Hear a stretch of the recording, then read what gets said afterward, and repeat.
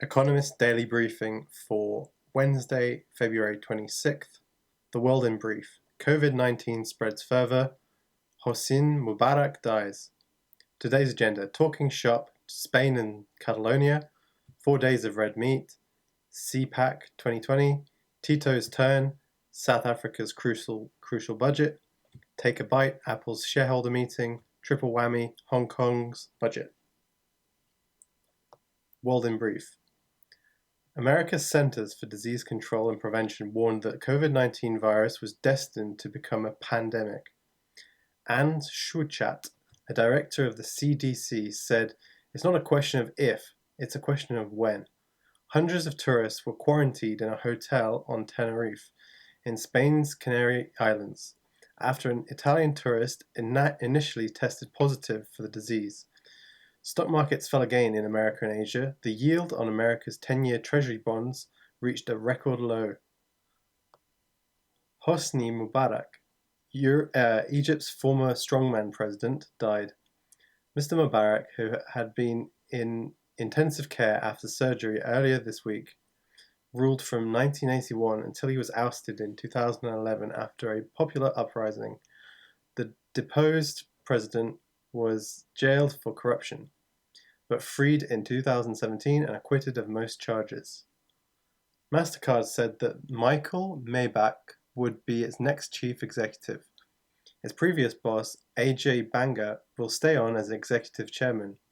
The payments giant also said it expected first quarter revenues to grow only by 10 to 9% year on year, roughly 2 to 3 percentage points below its forecast only a month ago. It blamed the spread of COVID-19.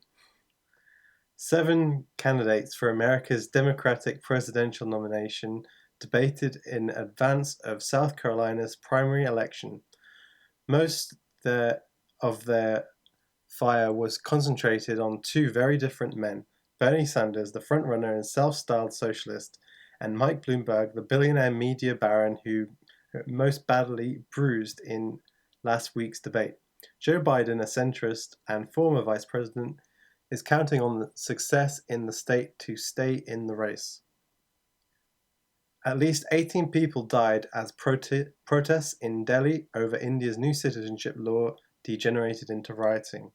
The violence began on Sunday after politicians from the Hindu Nationalist Party of Prime Minister Narendra Modi rallied supporters of the law, which withholds equal treatment from Muslims, against its detractors.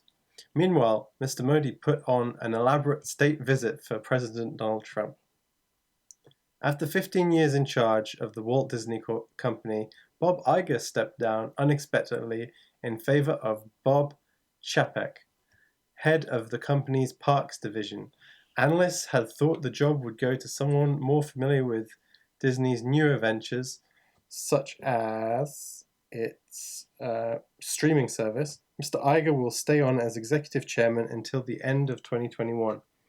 Mexico's economy shrank by 0.1% last year, the first annual contraction in a decade. Revised figures also showed that GDP fell by 0.1% in the last quarter of 2019 compared with the third quarter. GDP shrank by 5.3% in 2009 during the global financial crisis.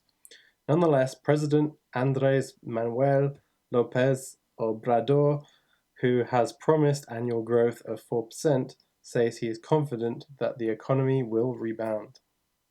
The photo is of Bloomberg, by Bloomberg. That's it.